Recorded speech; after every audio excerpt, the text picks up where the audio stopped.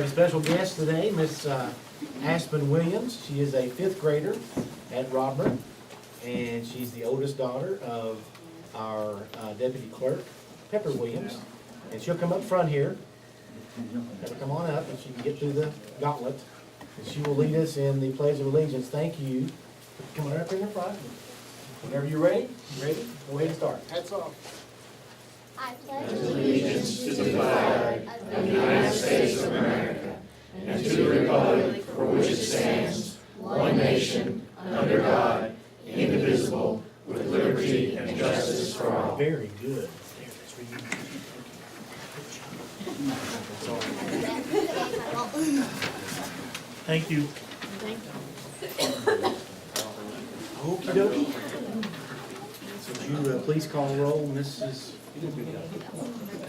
Bishop. Here. Peru. Yes, ma'am, I'm here. Franzini. Present. Beasley. Here. Teacher. Here. First item will be number 4, minutes of previous meetings. Do we have a motion to accept the minutes? So moved. Do we have a second? Second. Both the regular and special. Yes, correct? yes, both regular and special. Couple of items to point out. On item number 5, we did have a couple of suggestions on some changes. Which minutes? This is the regular meeting on January 11th. Item number 5, this has to do with the acceptance of the audit from Kelly Galloway. There was a couple of minor language changes we Yes. asked them to make. Yes. Did they take care of making those? Yes. Yes. Great. They did. On the January 29th meeting, this is on number 3A, down at the last paragraph. We talked about the existing police station, Old City Hall. We talked about the mural must be saved if the building is sold or demolished. Mayor Trent advised that he had spoken to Adrian Swain about the process, and I think you said, and Adrian said it was possible to move the Yes, mural. So I think that should be part of the yes. minutes. Okay, no problem. Any other discussion? Hearing none, please call roll. Bishop. Yes. Peru. Yes. Franzini. Yes. Beasley. Yes. Teacher. Yes. All right, we're gonna move into number 5, and that's public comments. First up, it's not on your agenda because we just were able to make sure this afternoon, so it wasn't added. I want to welcome from the Department of ATF, Scott Teal, Special Agent, and he will come up and he has something he wants to tell us and also make a presentation. Hi, good evening. It's an honor to be here. Thank you for allowing me to be a part of your meeting, and I just want to say it's truly great just to be amongst you all. And I don't get out to Eastern Kentucky as much as I'd like to. We keep pretty busy in Lexington, but this is a great occasion to come out here, and I have an award I'd like to give out this evening. I've been a special agent, a senior special agent with ATF for 32 years, and I've also been involved with Kentucky Special Olympics for 26 years of that. And fortunately, I've been able to be part of a lot of memorable events over the years, Hurricane Katrina, 9/11, sporting events, you name it. But there's nothing to me as pleasurable as being able to work with Kentucky Special Olympics and to work with the athletes and their families. So what I'd like to do tonight, if the chief could come up, and I'd like to present him with an award. Could you take a picture for us, Ray? Absolutely. You guys want to get in it with me? Please? Some of you may or may not know this, but the chief has been involved with Kentucky Special Olympics, and I'd like to read this plaque first and then give you a little background information. But presented to Moorhead Police Department with grateful appreciation, Special Olympics Kentucky. Every year, hundreds of men and women from law enforcement, rescue services, military, and Special Olympics athletes run throughout the state carrying the flame of hope, which represents the values of Special Olympics: skill, sharing, courage, and joy. The Special Olympics torch, which symbolizes amateur athletics in its purest form, is relayed through town, giving local Special Olympic athletes, their families and friends, and entire community a memory they will never forget. And a lot of you'll hear the word torch run, but it's so much more than a torch run. We have a lot of different events throughout the state of Kentucky where we raise funds and awareness for Special Olympics. What started 30 years ago with 5 officers running 3 miles and raising $500 has turned into over 150,000 officers raising over $50 million. And it's the largest grassroots fundraising effort that there exists. But we just, these athletes mean so much to us, and just giving them the opportunity to show grit and determination, giving them opportunities, for empowerment, to see them through their abilities and other disabilities. And not only does it change their lives, but it changes our lives. There are humbling experiences, and I'm just truly inspired by it. And I'm also just overjoyed with Moorhead Police Department and their activities and what they've been able to accomplish in such a short amount of time. And Chief, I want to make sure that I give this to you, and that very proud of you and your department and what you do.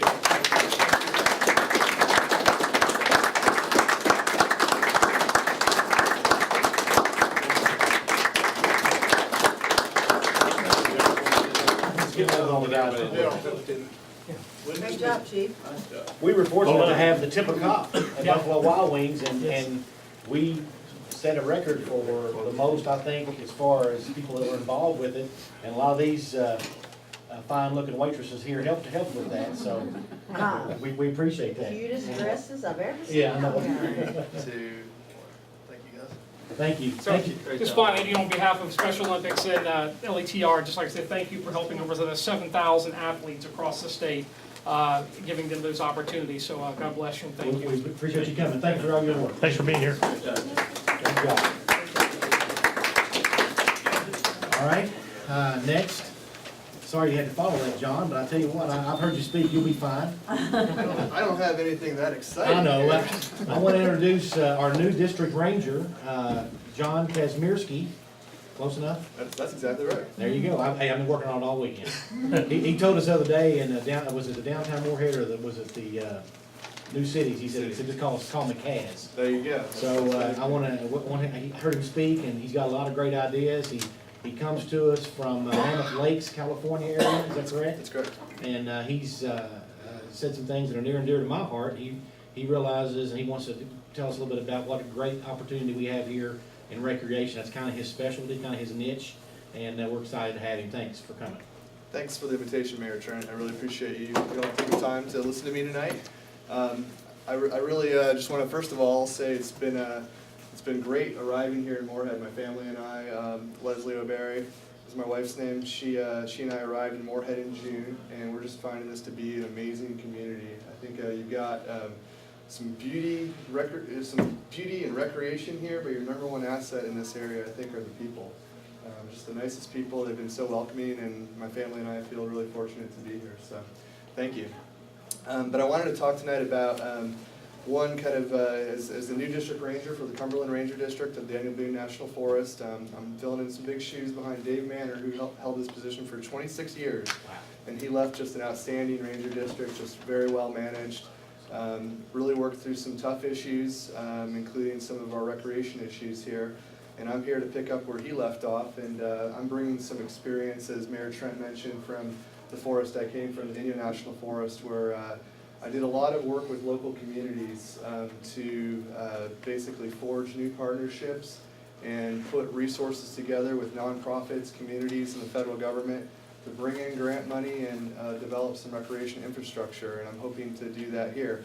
Already off to a start with Joy Brown and April Hates group with the Moorhead Trails. You've already got a lot of energy, a lot of ideas rolling here.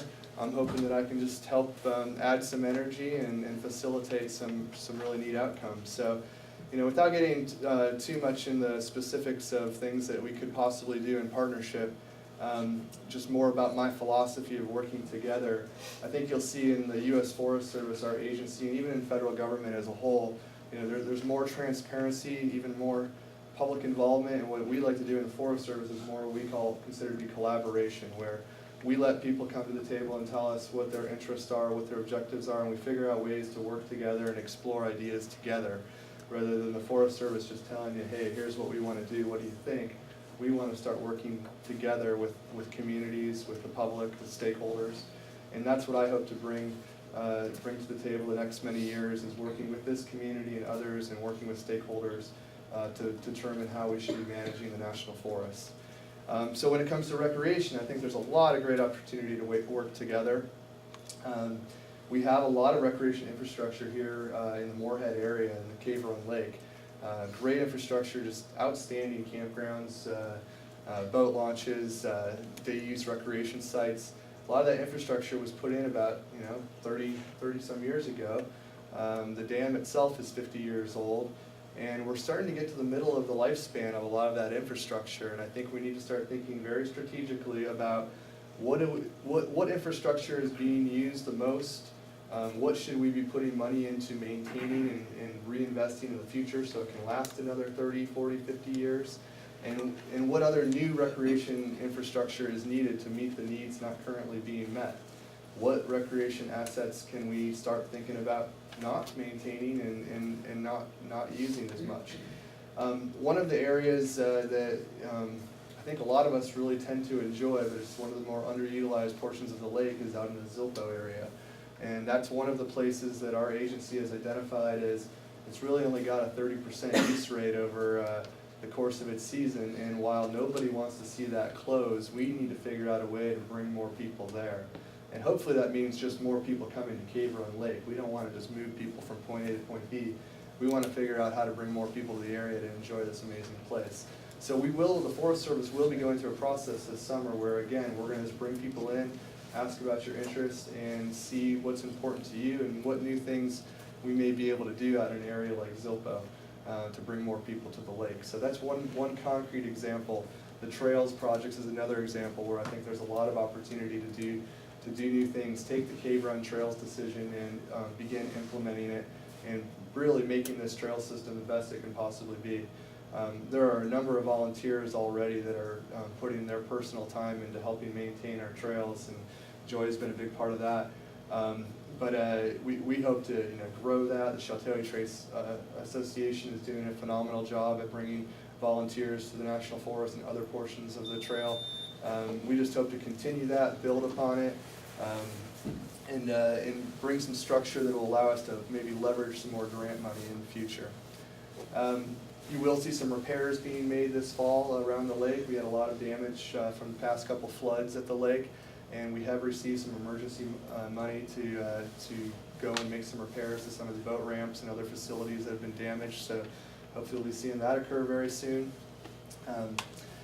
Other than that, there's lots of issues to explore, lots of things I think that the community can help us with. Wakiji Rock is a very famous, popular place to go, but it's really, the Forest Service, we don't even consider that a recreation site. It's probably one of the more heavily visited areas around in the area, so we've got to figure out how can we improve that visitor experience. But I'm open to new ideas, and I think the main message I wanted to convey tonight, that I'm open to talking through these issues with the community. That's what I want to do. I hope that you all want to be involved and help me have those discussions. Even when it comes to the recreation off the National Forest, there certainly is an interface. Local communities that lie adjacent to National Forest, the investments you make in your recreation infrastructure off the National Forest oftentimes have impacts or can relate to the infrastructure on our National Forest. So whether it's new park facilities you're investing in, new trails that you're building, if we work together, we can work to make some of those experiences more seamless across our boundaries. So that's why I came tonight. I am happy to answer any questions that you all have, but I'm really looking forward to working with this community and with you all. I know one thing you brought up, and it's been brought up many, many years, and you said you wouldn't be opposed to looking at it, and something that we've all said for many years we'd love to have is the potential for a lodge. So the Forest Service has looked at this issue a couple of times, and we have gone through the process of considering inviting people to bid on putting a lodge in. Now, when we look at lodges on the National Forest, they really need to serve the purpose of bringing visitors to a national forest. And I know the lodge concept has always been, ideas from anywhere from a giant conference center and golf courses to something simple that just brings people to enjoy the existing national forest. And we certainly are open to any proposals that the business community has, that anybody may have for us, whether it's a lodge or another business on the national forest. There are no proposals at this time for a lodge, but Mayor Trent, yes, I said I'm happy to entertain such proposal and go through that process of analyzing where we might be able to situate a lodge. Where I came from on the Inyo National Forest, we had several lodges on the National Forest. They were there to bring people to the area. There was no other land to put that lodge. The best place for it was on the National Forest. And several very thriving businesses were a result of the Forest Service permitting these lodge-type facilities. So I think there's the lodge. There's also great potential for outfitter and guides. If there's people in the community who are looking at new businesses. One of the things that I've identified immediately here is there's a lot of search and rescues around Cave Run Lake and in the Red River Gorge. And a hiking and guiding business could actually be a huge success here. There are a number of guides guiding fishing on Cave Run Lake. There's not many rock climbing, not many mountain biking, and no real folks guiding just simple hiking. So I think there's actually some business opportunities for some low capital type businesses that could really help some folks interested in doing that type of work. Sounds like an excellent job for Dave Dummer, is he here? So whether it's a more general conversation or if somebody actually has a business plan they're putting together, something you want to do, we've already got a couple new ones I'm excited to say on Cave Run Lake that I'm hoping we can make happen for the summer. And we're working with those proponents of those projects right now, and I'm hoping that we'll have some more come across the desk very soon. Awesome. Thank you. Thanks very much for Thanks being for here. coming. Thank you for your time. Appreciate it, thank you. Any other public comments at this time? All right. I think there are, Mayor. Oh, I'm sorry, go ahead. Yeah. Oh, okay. My name's Ed McNeil. I live at 544 Crestview Lane, and I'd like to talk today about the proposed fire department, police station. It would directly impact our neighborhood. And we've had a couple meetings on this, and the consensus is no one in the neighborhood is in any way in objection to it. We all think it would be a good idea, but we have a few concerns that we'd like to maybe see if you could answer or think about. The first being flooding. Everybody remembers the floods of the last couple springs. The creek between the football field and our properties, last spring, it flooded into the football field. And one of our worries is that the development on this site raising the level of the ground and causing flooding somewhere else. Has that been addressed, or is there any? Well, at this point right now, that's one of the sites we're looking at. And Joe can answer general questions about flooding, but in that particular area, do you see flooding in that particular area? There would have to be an engineering study as far as to, if you do a building there, as to what elevations you would have to raise some stuff. And there would also have to be a study to follow our rules that we have set forth on some of our retention possibly in that area. So we would be looking at it from that standpoint if we were to proceed on that site, as we would on any site. We'll have to do a total engineering study to determine some of that. And that's not been done yet, if we do that. Now, the one thing he said is, if you look at St. Clair's new parking lot, which is over by Knapp Avenue, that's one of our first developments that's been under the new guidelines. And it really, as far as the flood control and all that, We have a few others that have followed those rules in the past, but. that's as kind far of as- the biggest one as far as. Just to be clear, that's not flood control, that's water retention, Right, two different things. right. So I think Eddie's brought up something different here, that there's been some flooding there. We would, if we were to proceed with that site, that's certainly something we would need to address. And I assume it's not in the 100-year flood. No. No. Have we done the ordinances yet on the new ordinances that will go in effect after the company looks at the After the food company. After the station? company looks at it, They'll be right. back for recommendation. I think Mark has a question, Mark Shack? Yeah, Joe, you mentioned possibly raising the land for the fire station and police station would go, but what our concern is what effect that would have on runoff on to our properties on the other side of the creek, and might make that worse. In the flood we had last spring, Eddie's backyard was flooded, and if you raise where you're gonna put the fire and police station, where is that water gonna go? And that's, again, I'd have to say, that's what the engineering study will require. It will require somebody to look at that scenario based on, the flooding, like the 25-year, the 50-year, the 100-year, and look at what we have. Right now, that land is not in the 100-year floodplain, but anything that we would do, we would look at in a long-term what-if scenario. If we have, and the events that came through there were 100 to 500-year events. In 2010, that was more of a 500-year event, I believe. Well, I know I've lived there 40 years and never seen it that high. It's never got over Sun Street. You've not lived there 40 years, have you? Yeah. That's where you grew up, yeah. Yeah. I think Mrs. Shack had a question, Shack? Well, I just wanted to say that we have photos of that flood from last spring that'll show the entire parking lot at the Women's Care Center covered in water. And then Eddie's backyard. And a lot of that backs up from down below where you were living, Mayor. Yeah. And we had a building that collapsed into it was a storage building, and it blocked one of those whole pipes, and it backed that whole stream up. Down by the old Moorhead News Building, down through there. And since then, we've removed a lot of debris, and we're continuing to look at that in the spring. Whether or not a building's gonna be built there or not, we will continue to look at regular maintenance of those type of areas. And for example, one of the areas that did the same thing is down behind Moorhead Tire and Auto. Greg, how many tandem loads did you take out of there? Can't remember off the top of my head right now. but 25 or 30? Bunch, more than that. 50. And see, but that's something that hadn't been done in a long time, just like I believe that area you're talking about. But that backed up from downstream. There was actually a house, a small shed with a porch that got locked by the bridge down by the old Moorhead News, down on First Street down there, 2 doors down from where I live. And it backed up, that's what caused a lot of that. So, yeah, I mean, anything the city does, our job is to make sure that it doesn't harm any That was a landowners. concern. You know, we've all talked and we agree that, you know, this would be an ideal location for such a thing.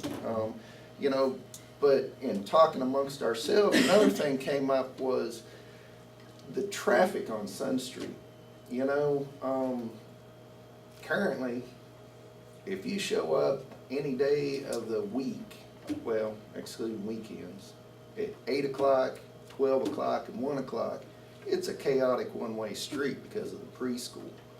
You know, if we're talking about building a structure in 2-3 years and the preschool being there 4 or 5 years, you know, have you thought about that or ways to deal with that? I don't know about the timelines on how long the preschool will be there, how long the timelines will be exactly. If a building was structured there, we don't know, but, you know, that, anytime you would build a structure like that, the road would have to be a major study done there as well, making sure that we had room and all that. So, yeah, something just won't be thrown up and go with what it is. Yeah. It will try to work to where we will not harm what's going on there and hopefully enhance what's going on. I think your biggest concern, as would be mine, living in that area, is again that your property is not flooded. And I don't know how long, and Tom, you can speak to this as well. The ordinances that are being looked over that have gone through planning and zoning are more stringent, if I'm correct, from what we have now, as far as not creating additional flooding, is that additional runoff? And please correct me again, the way that the city does it, or unless I'm wrong, no, is we don't wanna cause any harm to any business owners the way the city does it, and I do believe we go above and beyond, to take care of our citizens as we should. And I would hope that we would not, if we take an undertaking, and again, that's if that property is even chosen, that we would, our first priority would be the safety of the Exactly. children and the safety of people traveling First Street. Now, how that's done, I don't know, but an engineer would come in and listen to what is important to us and design that. And if it can't be designed properly for the safety of our citizens and the safety of those children, you know. So that, me as a citizen first, And then as a council member would want that before I'd want anything done there. Your first 2 points are something we would definitely make sure it was checked off correctly. Because, you Okay. know, anytime you want to enhance an area, you don't wanna make anything worse. So our job would be to enhance it, traffic control with the light, all those type of things would be. Yeah, what I'm talking about though, I mean, I'm sure you've seen on Sun Street I've there, been up when the many times. buses are there, the kids are getting dropped off and picked up. I mean, you know, it's hard for me to get down with the little truck. I can only imagine a fire truck, you know? Well, and if something like that were to come about, you know, though that is a city street. So we can control who parks there, who don't, if we have to make Mhm. adjustments to that would be a consideration. She's right, safety first and, you know. Another concern that came up was lights. You know, it's 60 feet off my back porch, you know, I really wouldn't like a light shining on me all night. I mean, I'd love to see a fire department, police station, but I don't know. Is that something, you know, that when you're designing this project, would that be open for? Definitely. They have dark Review dark or- sky lighting. I know Ms. Shack had sent me some information on that. And Joe, to be honest with you, had looked at that already. All of our downtown lights are dark sky lighting, and they all go down. Mhm. That's what that means, basically. And that would be a major consideration again. Anytime, and council can speak with me as well, anytime we try to do something to help our citizens, we're not going to put anybody in any inconvenience if we can help it. You know, we want to Yeah. enhance it, make it better for everybody, make it safe. And lighting is definitely something that you don't want to create a nuisance for your neighbors.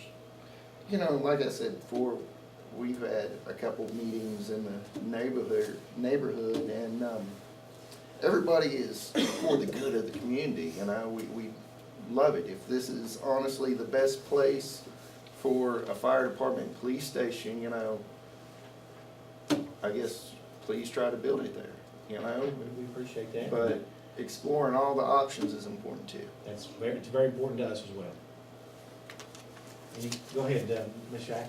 Would there be an opportunity for a citizen to be on a committee that would be doing some of the engineering, not doing the engineering, but meeting with the engineers and talking about, you know, the kinds of things that the community would? Well, I think there would, regardless of the process, I think we would welcome input to try to make it the best for everybody. As far as putting on a committee, I don't know, but input would be welcome. How about that? At whatever level, we'll try to do that. I might speak for everybody that's, As far as loving the community, I just did a little math this morning, and just on our little cul-de-sac, the homeowners have a collective 180 years of living on that cul-de-sac. wow, it's good. Ned, you're contributing to that. This is Steve Goldberg, who would be here tonight, except he had surgery this morning. Well, Bless his heart. yeah, well, we wish him the best.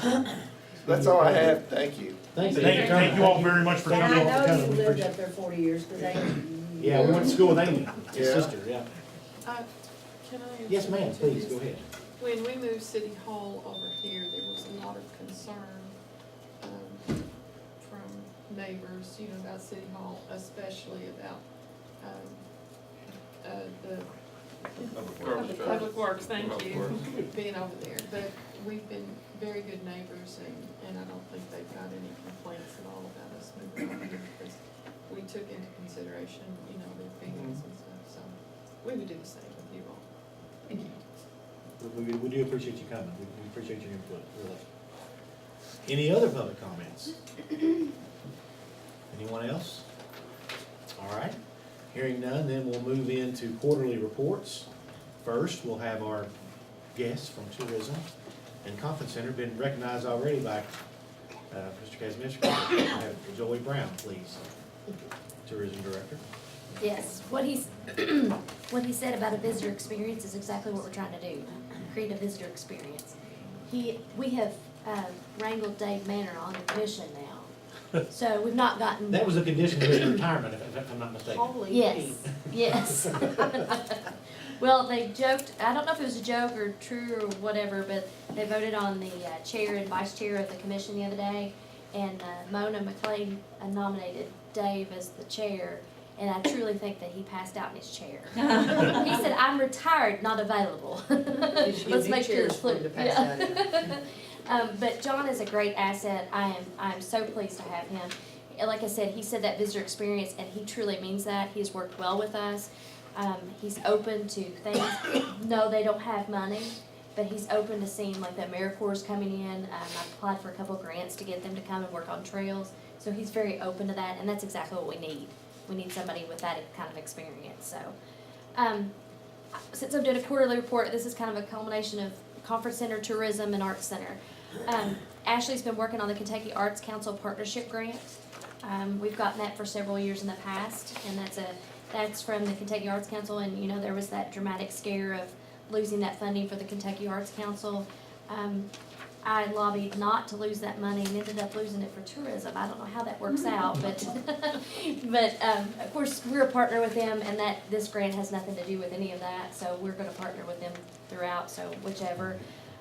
As far as the conference center goes, we have, I've not checked with Jamie in a couple days, or a couple weeks, 12 caterers on that new list. Wow. So, yeah, there may be more, so. This is a new beginning for us. He was going to schedule an event, he wanted to host a tournament over there.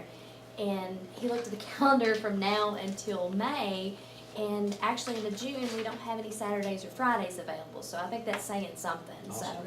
So I did wanna let you all know about that. We're in the middle of travel show season. I leave Wednesday for Lexington. This past weekend was my first weekend at home. I didn't know I had a home for a little while, but I'm so happy to say that in Louisville, we had 35,000 people pass our booth. That's the numbers they give us as people that paid entries, and we always park our booth where nobody else, they have to pass us, so. And then Cincinnati has not got the figures in, but those are always like 40,000. Those travel guides that we made, that's probably been our best investment, but we had 4,000 I took with us, because we were going to Louisville right after that show. So I took 4,000 with us, and I had to call Jamie and all of them to ship them to Louisville, because we got rid of all of them. Awesome. So, and Cincinnati is one of those places that they want to come up and talk about MSU, they want to talk about, they've been to K-Front, they want to talk about they've raised their kids in the community or nearby, their family lives here. So Cincinnati, you get to talk to every single person. They don't just come up and want free stuff. So, Lexington should be an interesting show. So, and we have 7 others we're going to. I'm not necessarily going to those. We do have somebody that we've partnered with that goes to those shows for us, but they take our entire booth with them, so. I thought it was really neat that Sarah Wood and Thomas Albert hosted their CD release party. I think we've all seen them Yes. grow and come up in the business. They're awesome to listen to. We are getting ready to host the Kentucky Proud Expo. This will be our second one. It'll be at the Conference Center in April. This event, there was some things last year that people said, well, I didn't know if I thought there had to be a farmer to come. But these are people that have been accepted by the Kentucky Proud program. This is part of our Trail Town designation. They've been accepted by the Kentucky Proud program that they use Kentucky Proud products, that they may have bacon that they sell, soap that they sell. I think there's a Kentucky Proud vendor back in the back. We are a Kentucky Proud vendor because we promote Kentucky. So we have a host of all kinds of things that come in, candles, pimento cheese, beer cheese, those kind of things. So I encourage you to come by. This is a very worthwhile event. The other thing is, and lastly, is our Hike the Sheltoe in Rowan. We started that, and it was just an idea. Regina Thompson actually had the idea.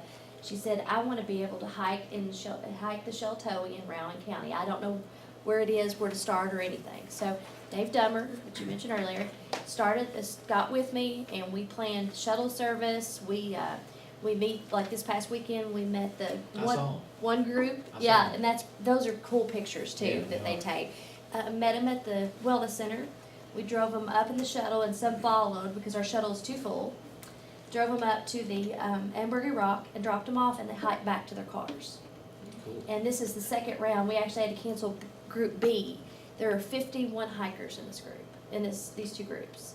We expected to not even fill the shuttle of 18 people. Why did you have to cancel Group B? Group B because of the weather. That was that weekend of a really bad, and I just couldn't do it. That scared me that they would be out in those conditions, and we couldn't do that. Yeah, Dave Dummers, the Group A leader, and Lucy Pryor is the Group B leader, so. This is really cool because those people are putting those pictures on their Facebook and their Instagram, and it's going all around. And then we're getting more and more people that are interested that I never thought were hikers. They just want to get out. And they're only doing 6 or 7 miles. That doesn't seem like much to some of them, but to me it seems like it's tough to go down the hallway. But I encourage them, and we've got even I'm not sure her age, I think she's 11. She has hiked in another trail in 7-degree weather, and she is hiking every one of them. So I think she's gonna get the Rookie of the Year award this year, so. But I think that's it.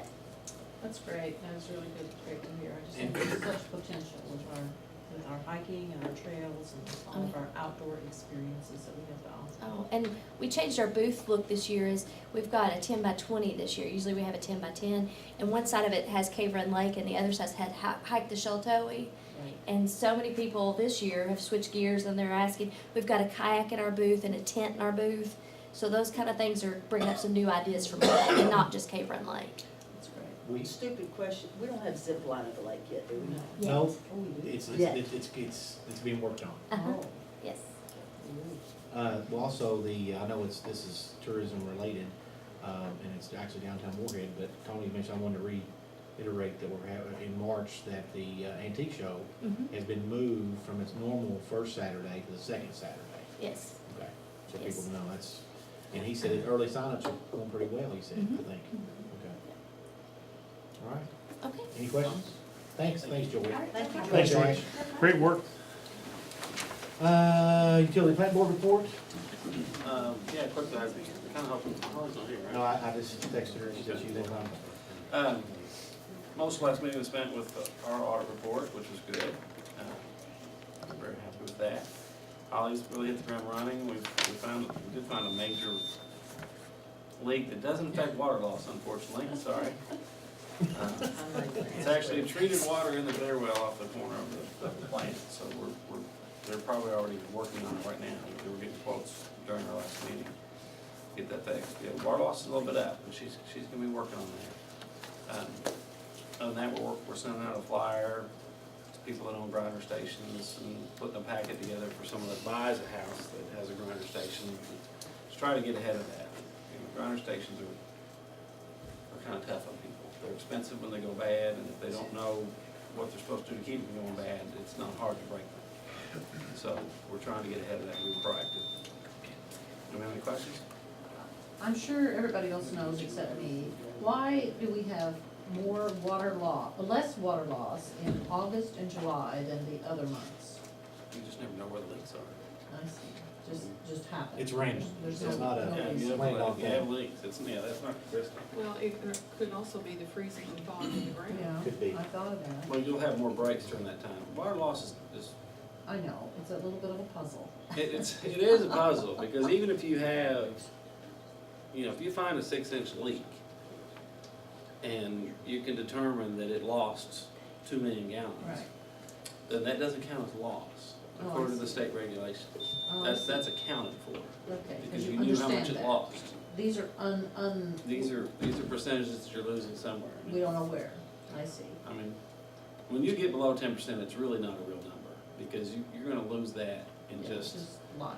at the meters, the gauging the meters, it's just it's a tough business. 15% is the industry. It's kind of a built-in, below 10 is kind of a built-in understanding. Well, yeah, I mean, it's just not a real number, because again, you have meters all over the place, and if you have a little tiny drip leak in a house, meters will not pick that up. I see. I mean, they're not calibrated that. So if everybody has a little bit of drip going in their house and the meter's not picking up, that's water loss, because it's not rotating the meter, but it's water that we created. So It's only kind of, you look for the big leaks. Glenn, I do have a question, and this is for the planning board and for the fire chief. I'm curious as to how many areas we have within the city limits that aren't currently served by a 6-inch line and a 6-inch fire hydrant. So, I believe it's Skaggs Road.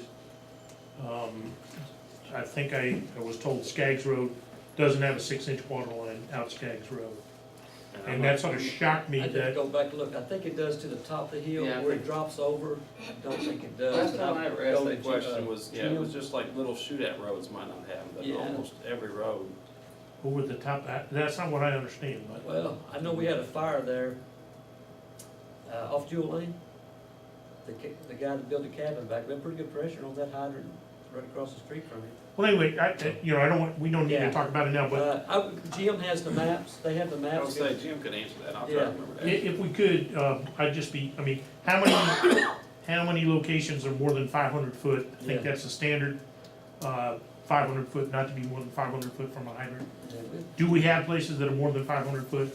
What could we do to ensure that, long-term, over the next 5 years, we up those neighborhoods so that they've got adequate fire service? And we can talk to you about this later, Yeah.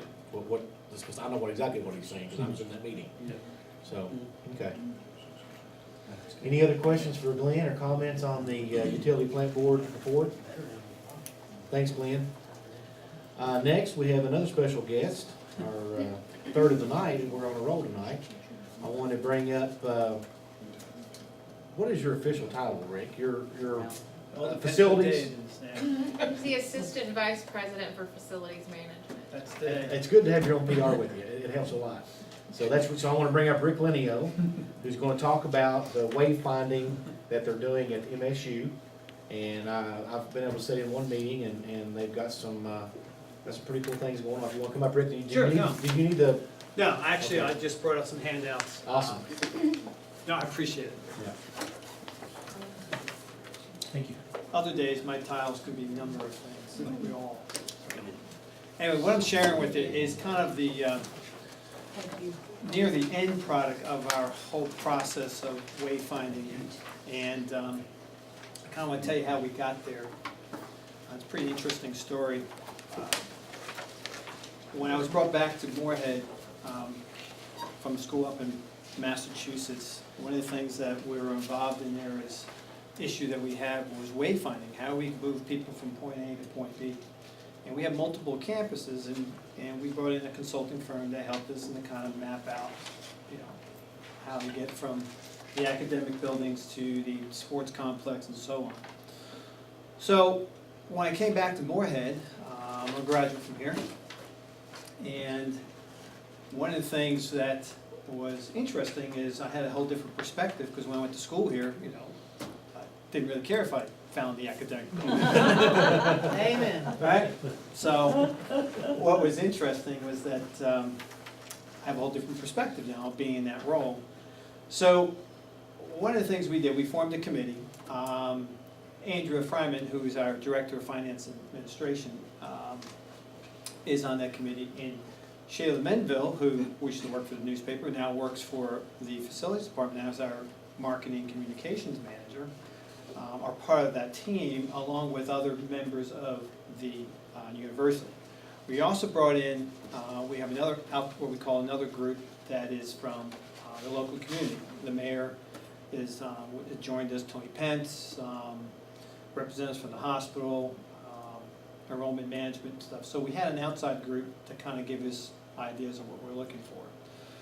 So we brought consultants on board, and they looked at it from perspective as, it was really eye-opening.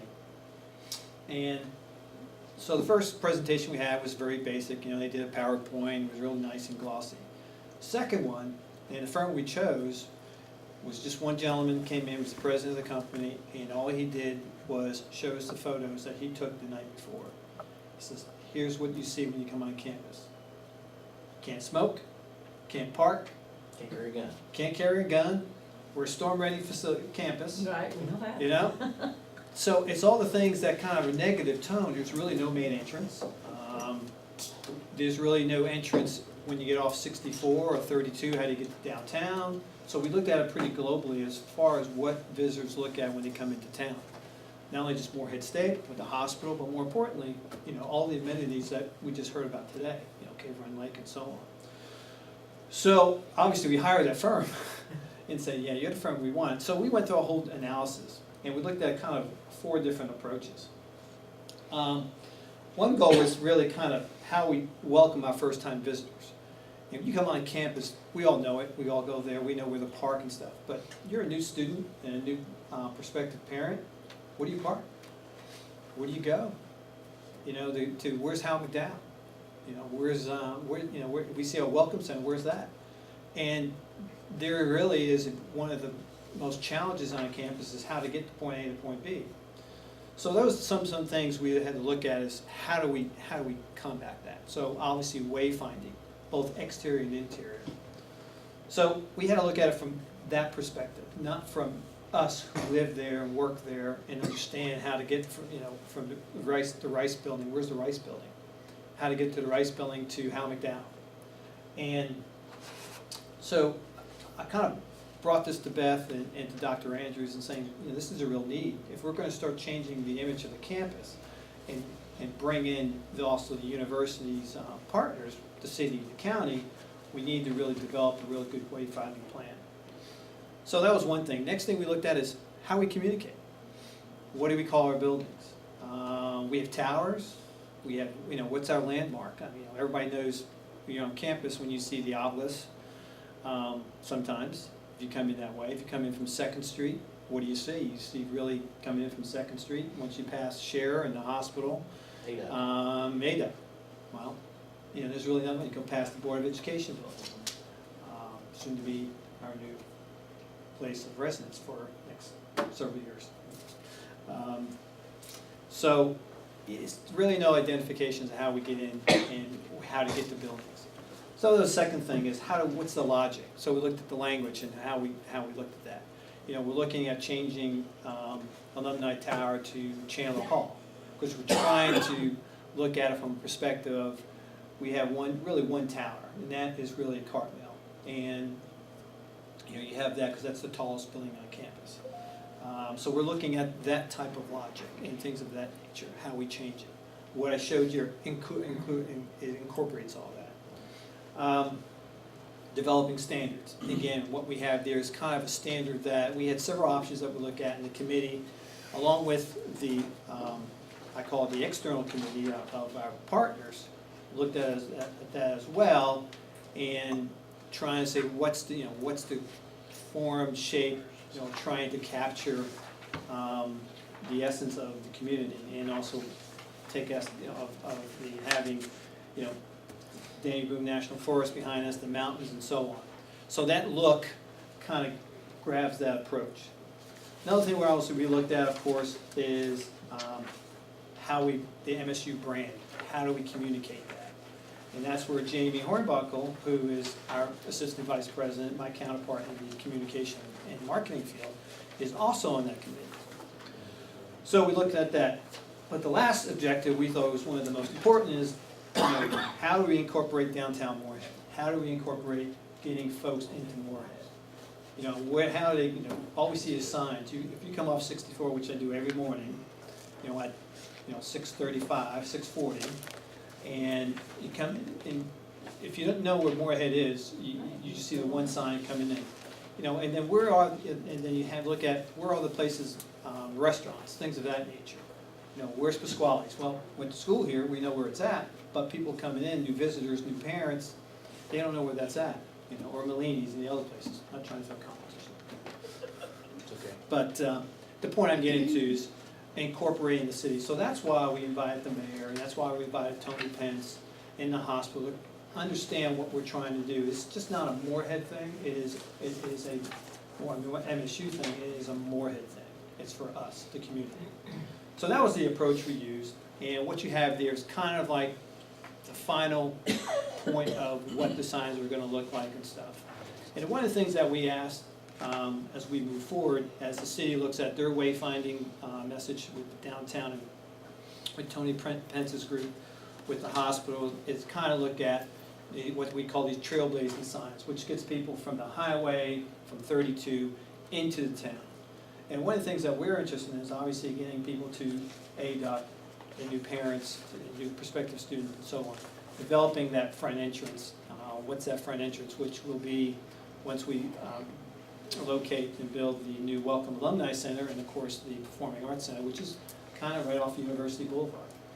Takes her right downtown, keep everybody kind of off the bypass and bring everybody downtown, coming that route, instead of Second Street or the bypass, keep them coming that way. So then they can see downtown, they see how beautiful it is, and all the amenities that we have. One of the things we talked about, and Glenn has mentioned this too, because Glenn is, this is one of his big, he's a big proponent of this, and I agree with him, is, as an example, for those who don't know, when you go to Western, for example, it's called Big Red Way, and that's the way into campus. That's what you're saying you would like to have Main Street be for MSU, correct? That's exactly right.